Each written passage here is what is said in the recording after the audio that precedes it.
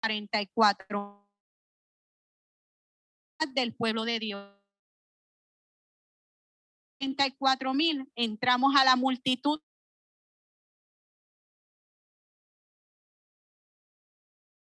Favor de Dios.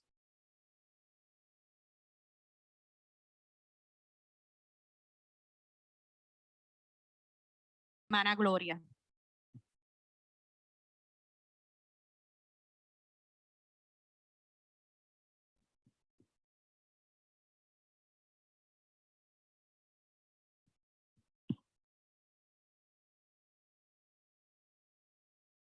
Versículo 9. Después de esto miré y vi una gran multitud, la cual nadie podía contar, de todas las naciones, tribus, pueblos y lenguas.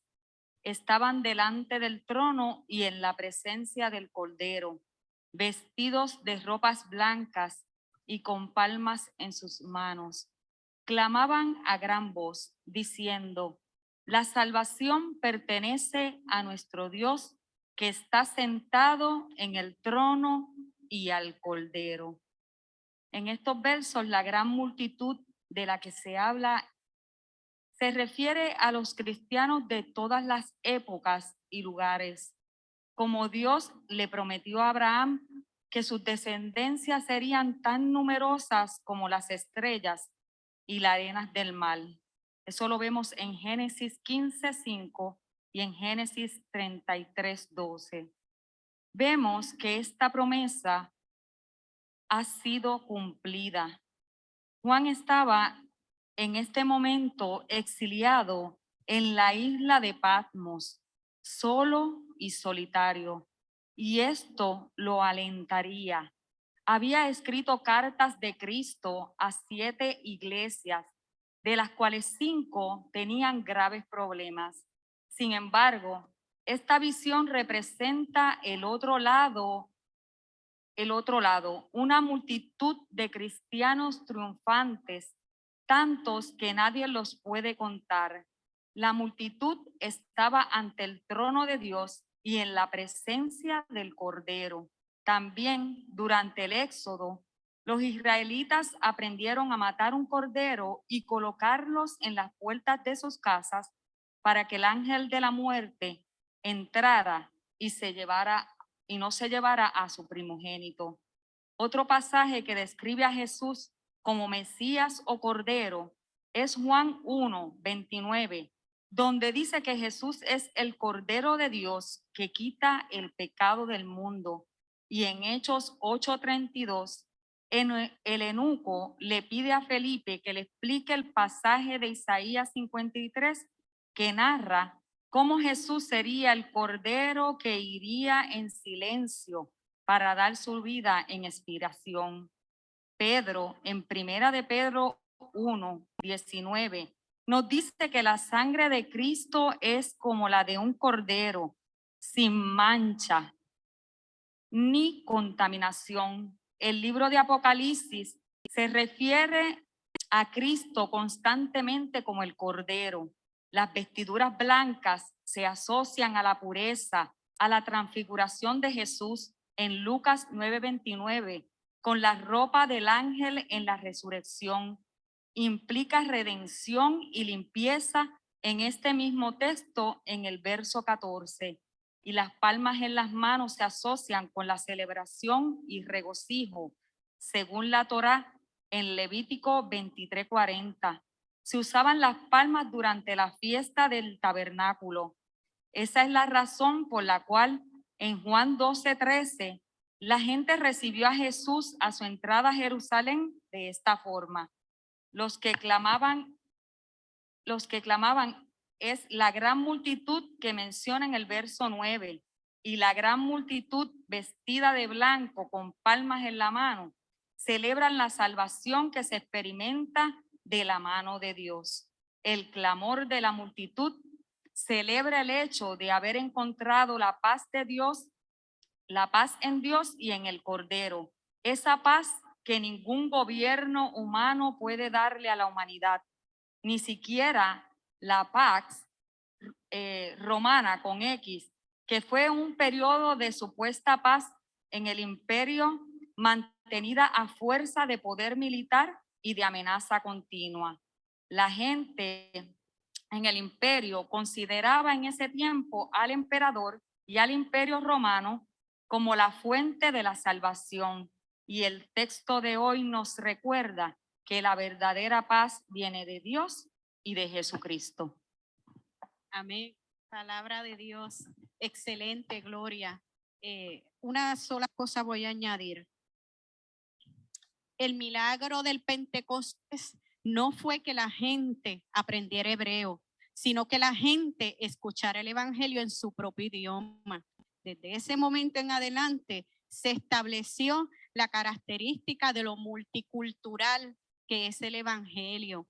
Y en estas visiones también se recalca que en ese momento todos vamos a estar ante la presencia de Dios y todos, no importa la lengua o la cultura que tengamos, vamos a adorar a Dios. Por lo tanto, ya se está estableciendo lo universal que es el Evangelio del Señor. Rose va a trabajar con nosotros los versículos 11 y 12, que yo le voy a dar lectura. Y todos los ángeles estaban en pie alrededor del trono, y de los ancianos y de los 4 seres vivientes se postraron sobre sus rostros delante del trono y adoraron a Dios, diciendo amén. Bendición, la gloria, la sabiduría, la acción de gracias, la honra y el poder y la fortaleza sean a nuestro Dios por los siglos de los siglos. Amén. Hermano, que el Señor le bendiga. Estamos de celebración. Aunque Juan está viendo, ¿verdad?, una visión donde Dios lo está llevando y le está mostrando lo que va a acontecer. Yo me imagino a Juan con sus ojos bien abiertos, aunque es una visión, su boca bien abierta y sus oídos bien atentos. Y usted y yo estamos dentro de esos millares que no se pueden contar. Estamos de celebración. Nos están mostrando a través de Juan lo que el Señor quiere hacer con su pueblo elegido, no con su pueblo seleccionado, con los elegidos. Lo que está aconteciendo aquí es algo que ni usted ni yo aún en nuestra mente humana lo podemos descifrar.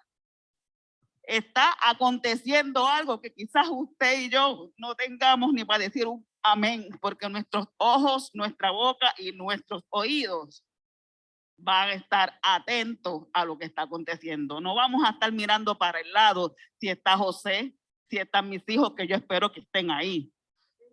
Yo espero que estén ahí conmigo, celebrando, brincando. No es un juego de baloncesto si yo voy a Arecibo y José va a Fajardo.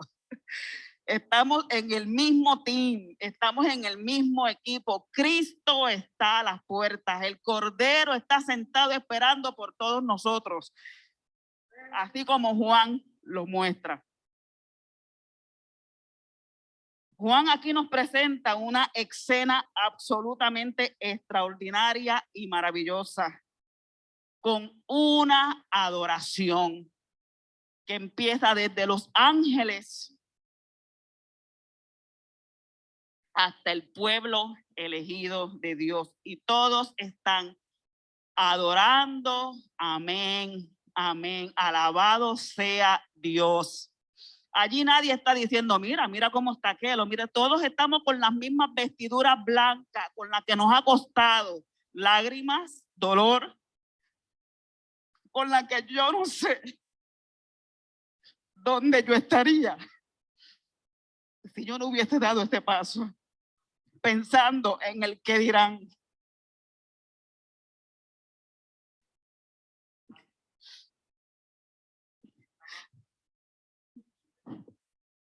venía de camino reflexionando en esta palabra, de la cual ya Judith me había dado de antemano. Pero siempre se levanta un escenario donde estuviera yo. No con mucho chijichija, porque nadie, créanme, nadie quiere ver a uno bien, por más que digan. Hay muchos amigos, pero pocos conocidos. Y nos dan un tiempo de entrada, pero nos dan unas horas de salida. Y yo me recuerdo de muchos comentarios que decían, bueno, vamos a ver cuánto dura. Te voy a ver otra vez en el mismo lugar y con la misma gente. Quizás veo a la misma gente, pero no actúo como la misma gente. Porque me tienen que respetar. A mí, a mi casa. Porque yo quiero ser de esos, de los que quizás a lo lejos, pero Dios está ahí levantado viendo a su pueblo elegido. Es en el versículo 12 que habla de la bendición, de la gloria, de la sabiduría y de la acción de gracias y de la honra y el poder. Solo hay un Dios, que en él todas estas palabras se hacen una. Alabemos, celebremos todos juntos que desde el día 1 y todavía no se ha terminado, el Señor está esperando por un pueblo, no importa de dónde sean, de qué nacionalidad sea, de qué lenguaje sea, de que nosotros seamos quizás ese Juan, que aunque no vemos, quizás esa ilustración que puso Judy hoy es algo quizás semejante, pero que la visión de nosotros hacia los demás, que sus ojos, sus oídos y su boca se queden perplejos ante esta celebración. Gracias, Judy. Gracias, Ros. Alabamos a Dios y señalamos el hecho de que la esperanza no es algo que está guardado en una gaveta esperando que llegue el apocalipsis o el futuro. La esperanza está sembrada en nosotros desde el momento que reconocemos y aceptamos al Señor como nuestro Salvador. Desde ese momento la esperanza está en nuestras vidas, no importa las circunstancias nosotros podamos vivir o tener. El Señor está con nosotros siempre y este pasaje valida el Salmo 150 que dice, todo lo que respire, alabe a Jehová, que es lo que está reflejando el Apocalipsis, que toda criatura alaba a Jehová. Ahora vamos a tener a Susana con los versículos del 13 al 15.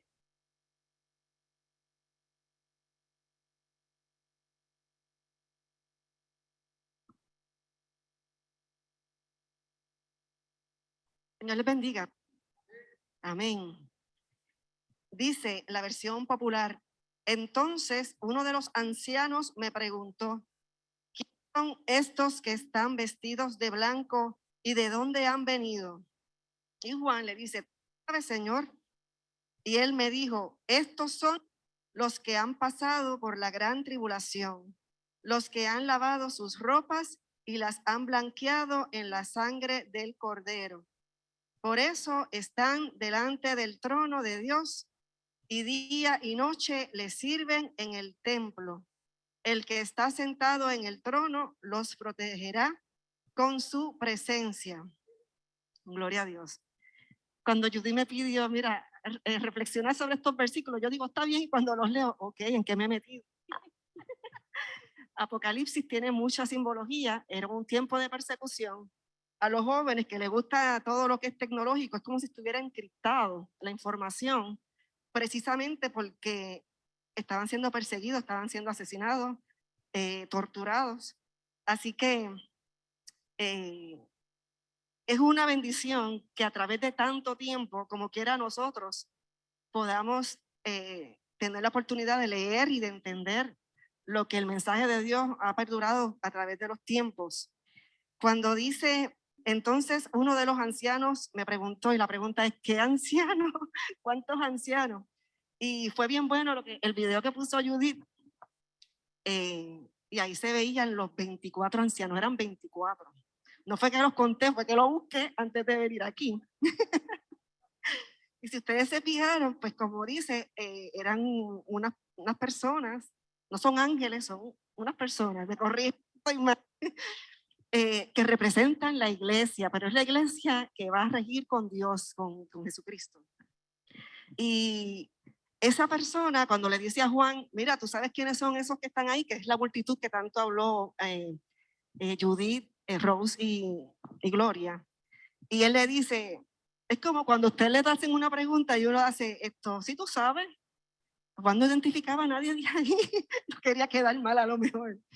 Mira, ¿tú sabes quiénes son? Y entonces este anciano, que no es que necesariamente era un viejo, no estamos hablando de eso, no necesariamente es por la edad, es por una madurez espiritual. Los ancianos en la antigüedad era el nombre que se le daba a la persona que tenía sabiduría.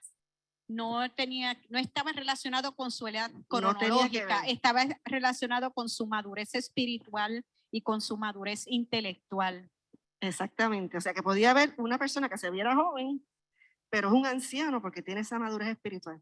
Pues él le dice, mira, esta multitud que tú ves, que están vestidos de blanco, y el color blanco representa victoria. Victoria, porque es una victoria el haber permanecido en los caminos de Dios aún en tiempos de angustia, de tribulación, de muerte. Eso, ¿quién me dice a mí que no es una victoria? Es una victoria, pero espectacular. Espectacular. Y esa multitud, que como dijeron ellos, es de todas las nacionalidades, de todas las lenguas. Todo aquel que recibe al Señor como su Salvador y es limpio del pecado. Por eso es que habla del Cordero que limpia el pecado. Todos esos son los redimidos. Toda esta multitud que como dice Judith, y decimos todos, vamos a estar contados en esa multitud incontable. Aleluya. Esto se me baja. Amén. Amén. ¿Cuántos dicen amén? Amén. Así sea. Entonces, pues él le dice, esas personas, esa multitud vestido de blanco son los que han pasado por la gran tribulación. En aquel momento, pues sí, hubo una gran tribulación, pero no se quedó en el pasado esto, porque sabemos que en la historia ha habido hay tribulación a través de todo el tiempo. Hay eventos históricos que se consideran tribulaciones, como se consideran que hay muchos anticristos, porque todo el que esté contrario a Cristo es anticristo. Por lo tanto, a través de la historia se han pasado muchas tribulaciones. La Primera Guerra Mundial, la Segunda Guerra Mundial son ejemplos de eso. Y abundando a lo que dice Susana, tenemos que entender que Apocalipsis se escribió en un momento histórico, pero reflejado al futuro. No es solamente la tribulación que hubo en ese momento, es la tribulación que se va a vivir a través de la historia hasta el momento que el Señor venga. Por lo tanto, a pesar de que se escribió en un momento histórico para unas personas específicas, también nos aplica a nosotros y lo aplica a los que vendrán después de nosotros. Amén. Entonces, culmina este versículo 15. Por eso están delante del trono de Dios y día y noche les sirven en su templo. El que está sentado en el trono los protegerá con su presencia. Wow, cuando uno lee esto, después que pasaron, como dice el Guayacán, ¿cómo que dice el refrán? Ustedes se lo saben mejor que yo, pero yo tengo la idea. ¿Cómo dice? La salsa y el Guayacán, gracias, Inocencia. Después que pasaron todo eso, decir que, que están delante, imagínense, después de morir posiblemente por su creencia tan profunda, porque Dios los ha transformado, verse en esta situación con tanto en la misma adoración, es como para caer al piso, pero no es algo emocional, sino es de la grandeza de Dios. Y por eso es que se postran con las frentes en el piso, porque es como que lo más que uno puede hacer, del piso uno no va a pasar. Es la máxima alabanza. La máxima alabanza es que tú te postres completamente delante del Cordero. Entonces, yo le quería decir algo antes de pasar. La revelación de Juan, para él tuvo que hacer algo bien impactante, como decía Rose, ojos, boca, y aún nosotros en este tiempo que estamos acostumbrados a las películas con sus efectos especiales, aún así la descripción de estos versos, no hay forma humana de uno poderlo, uno hace un aproximado, pero no hay manera de poder imaginar, porque debe ser todo tu ser conmovido, todo. No hay fuegos artificiales que puedan superar eso, ni siquiera los de Tokio ni nada, que son expertos en eso. Y miren, yo les quería narrar un pequeño testimonio. Ocurrió justo antes de entrar al templo. Y cuando después de la clase, con el video que puso Judith, yo digo, la verdad es que Dios es tremendo.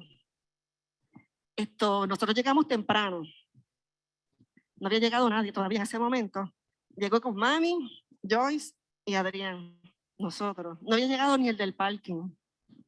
Cuando llegamos, había un hombre joven. Él estaba en una posición en la entrada del parking. La verdad es que la posición era bien extraña, en el sentido de que parecía que podía haber estado muerto. Entonces, yo ando con Mami y con los nenes. Si soy yo sola, pues intervengo, pero mi humanidad no me dejaba dejar de pensar con los que andaban. Pero aún así, Dios te dice, tienes que hacer lo que tienes que hacer. Entonces, pues llegó el muchacho del parking, abrió el portón. Yo digo, porque voy a estacionar esto adentro. Y entonces, Señor, déjame ver qué hago. Los dejo, hablo con el del parking y me disponía, porque la verdad es que Adrián decía, bueno, fíjate, pero no hay sangre por ahí. Los muchachos de ahora están adelantados a su tiempo.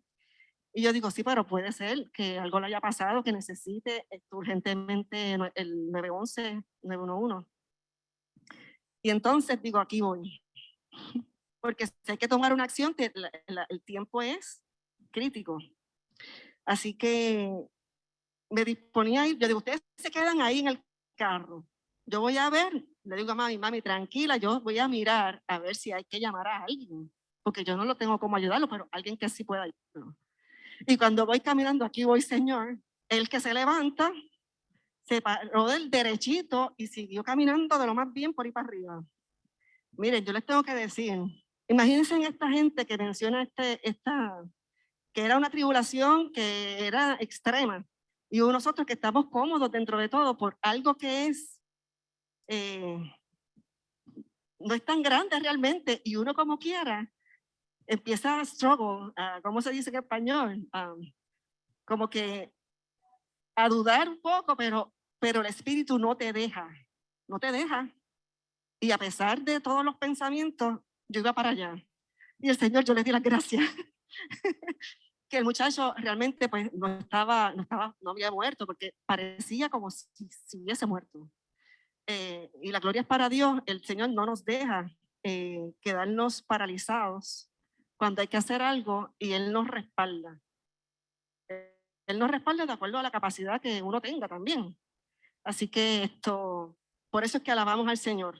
Día y noche, como dice este texto, día y noche alabamos a Dios. Gloria a Dios.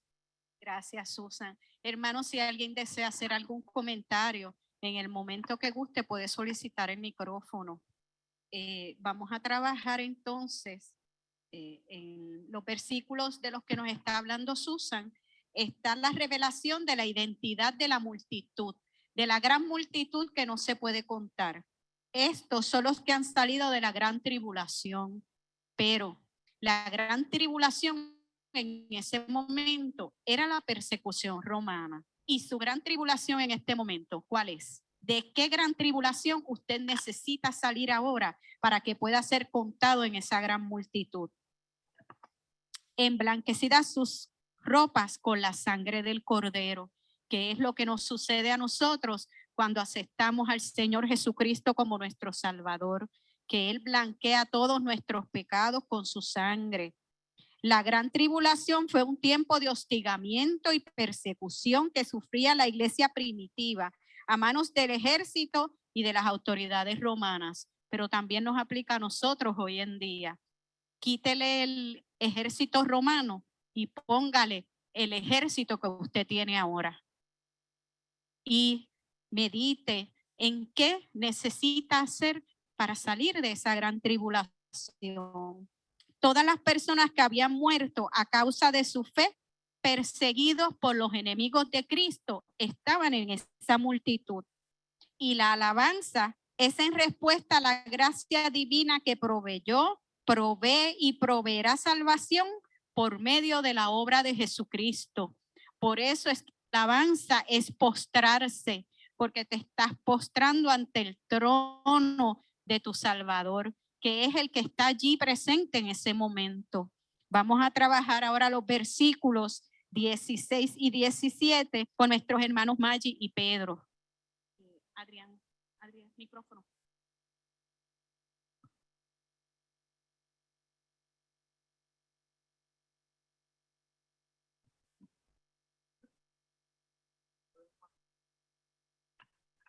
Bien, vamos a leer de Apocalipsis 7, el 16 al 17, y dice así: en el nombre del Padre, del Hijo y del Espíritu Santo. Ya no sufrirán hambre ni sed, ni los quemará el sol, ni el calor los molestará, porque el Cordero que está en medio del trono será su pastor y los guiará a manantiales de aguas de vida, y Dios secará toda lágrima de sus ojos. Amén. Hermana Judy nos llamó y nos dijo que podíamos leer el del expositor, así que vamos a leer aquí. Estos versículos que leyó el hermano Catinchi, de 16, dice: la multitud que adora a Dios constantemente, ya no se oye. La multitud que adora constantemente ya no son las carencias que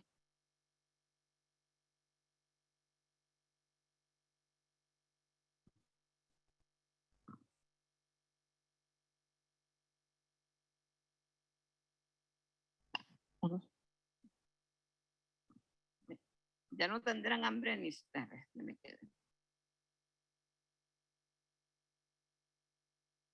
Tampoco sufrirán a causa de los peligros del camino, ya que el sol no caerá más sobre ellos, ni calor alguno.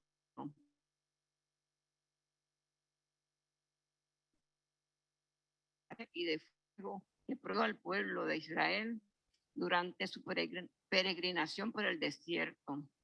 Por lo tanto, los redimidos representan el nuevo pueblo de Dios, la iglesia que peregrina por el cosmos para llegar al trono de Dios, que es la verdadera tierra prometida. El pasaje termina recalcando la acción pastoral de Dios y del Cordero en beneficio de la humanidad. Así como Moisés dirigió a los israelitas a una tierra nueva, el Cordero dirige a la iglesia a un cielo nuevo y una tierra nueva. Jesús, el Cordero vencedor, toma un rol pastoral, a pesar de ser el príncipe del universo, aunque es un rey que está en medio del trono. Ejerce un rol pastoral sobre su pueblo. Evocamos así el primer versículo del Salmo 23 y la porción sobre el buen pastor que se encuentra en Juan 10, 7 al 21. El Cordero y buen pastor los guiará a fuentes de agua viva, de aguas de vida, y Dios enjugará toda lágrima de los ojos de ellos. Dios les bendiga. Amén. Palabra de Dios. Gracias, Maggi y Pedro. En estos versículos llegamos a la meta. La multitud ya no sufre, ya no vamos a tener más sufrimiento, no vamos a padecer hambre, no vamos a padecer sed, no vamos a padecer enfermedad. Nuestros cuerpos no se van a deteriorar porque ya llegamos a la meta, ya pasamos toda la tribulación, todos los sufrimientos y vencimos. Por esto es que alabamos a Dios. No habrá peligro, no habrá noche, porque la luz de Cristo va a alumbrar toda la tierra. Y esto pues es una referencia a la columna de fuego y de humo que protegía al pueblo de Israel en su pasaje por el desierto cuando salieron de Egipto. Pero nosotros esa luz la vamos a tener perpetuamente, porque ya en ese momento todo mal ha pasado. Los redimidos somos nosotros, el nuevo pueblo de Dios, multicultural. Ya no van a haber judíos, ni africanos, ni indios, ni americanos, ni puertorriqueños. Solamente va a ser una nación, los redimidos de Cristo. Eso es lo que va a estar en ese momento de la historia. Vamos a llegar a la verdadera tierra prometida. Los judíos llegaron a su tierra prometida. Nosotros también vamos a la nuestra, con la diferencia de que la nuestra va a ser eterna. No va a haber cambio, no va a haber variación. La aplicación de esta lección.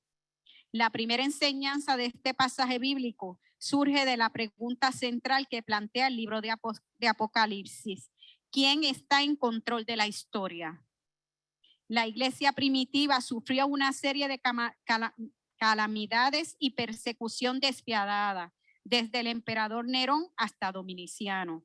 En este contexto histórico de sufrimiento, tenían una pregunta que le martillaba en su mente y corazones. Si Dios gobierna como el soberano del universo, ¿por qué nos están matando? Si le estamos sirviendo al Dios de la vida, ¿por qué estamos sufriendo por causa de los agentes de la muerte? El libro de Apocalipsis responde a esta pregunta de manera magistral, afirmando la soberanía de Dios sobre el orden creado. ¿Usted se ha preguntado alguna vez por qué tiene calamidades en su vida?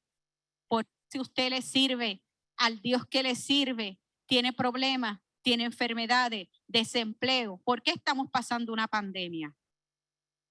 Pero el Dios de la vida tiene respuesta para todas nuestras preguntas y Él está en control de todo porque Él creó la historia, Él conoce el antes, el durante y el después. Por lo tanto, Él sabe cómo va a trabajar con nosotros y cómo nos va a suplir todas nuestras necesidades.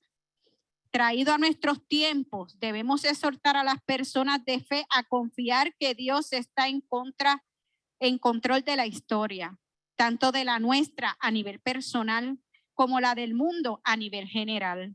Esto debe ayudarnos a manejar la ansiedad, pues conocemos la verdad espiritual de que Dios tiene el futuro en sus manos. Todo lo debemos poner en las manos del Señor y Él nos va a dar a su debido tiempo la respuesta que nosotros podamos necesitar. Debemos perseverar en nuestro empeño de hacer el bien en cualquier momento y en cualquier situación.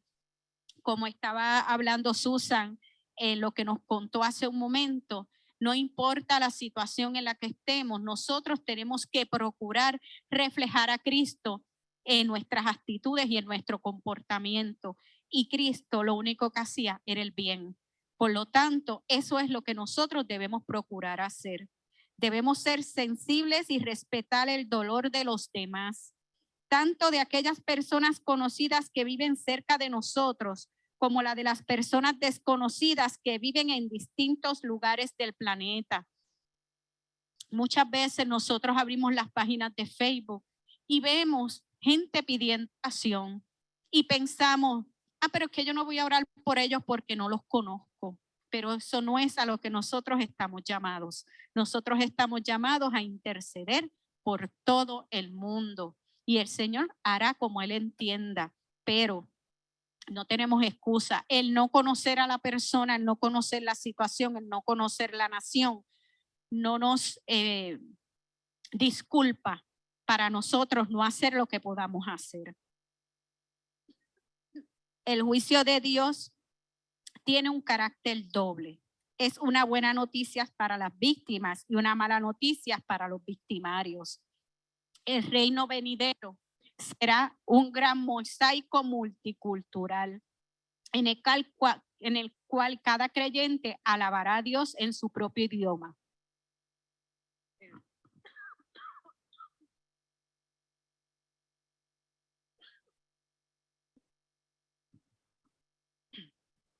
Gracias. Este pasaje asegura que el multiculturalismo es parte del plan de Dios para la humanidad. Apocalipsis describe la victoria del Dios de la vida sobre las fuerzas del mal, del pecado y de la muerte. Y eso va a ocurrir en el momento que el Señor así lo entienda, porque ya eso Él lo sabe y Él lo tiene decidido. Mientras tanto, nuestra tarea es continuar promulgando el evangelio a través de nuestros actos, a través de nuestras oraciones y alabando a Dios en todas las circunstancias de nuestra vida, independientemente de que estas circunstancias sean buenas o sean malas. Hasta aquí la lección de esta mañana. ¿Alguien desea hacer algún comentario?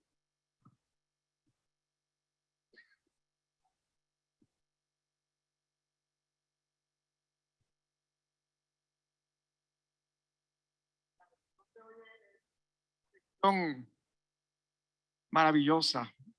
Ustedes saben que a mí me encanta la palabra, pero esto regularmente vemos el Apocalipsis como un evento de temor.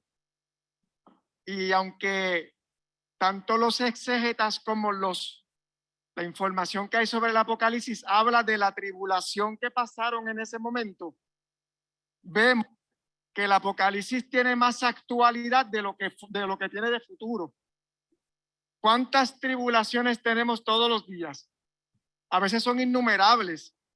Y hay gente que por su carácter, cualquier evento de su día puede ser una tribulación.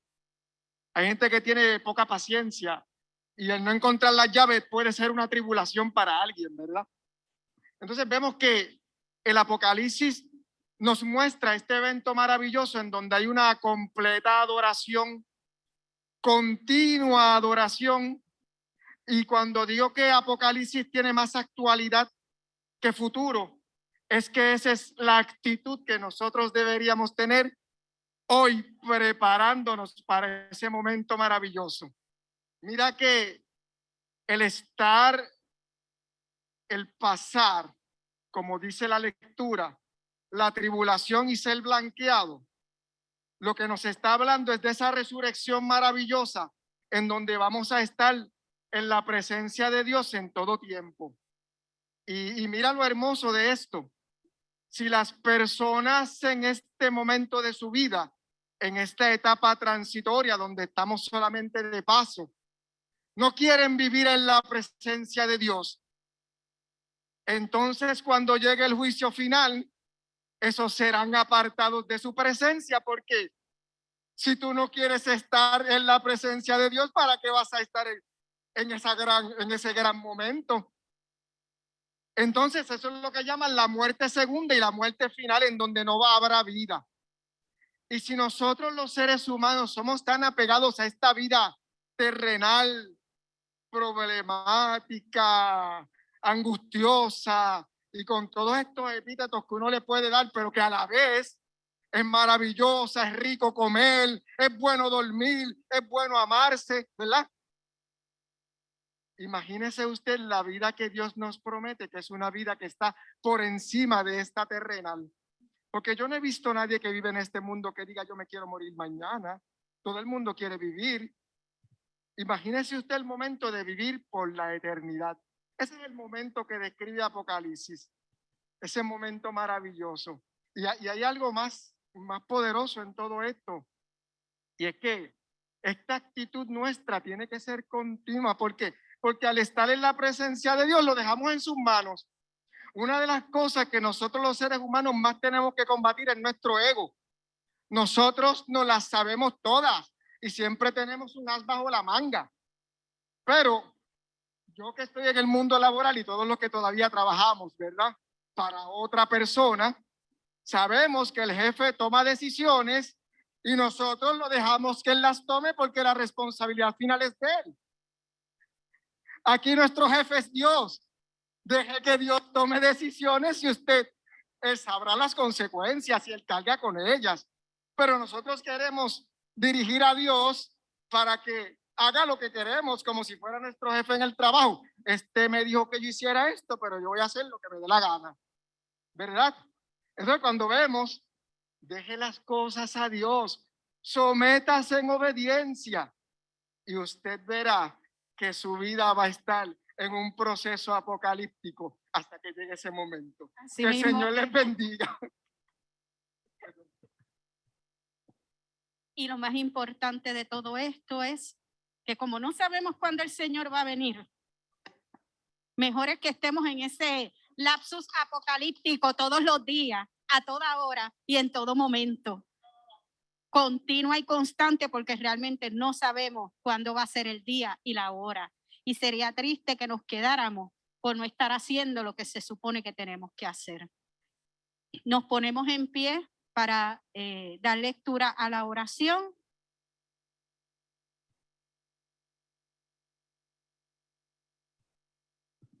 Santo, santo, santo, Dios, Señor con autoridad y poder, te alabamos con todas tus bondades. Gracias, Señor, por la bella imagen de la comunidad de personas redimidas de toda lengua y de toda nación.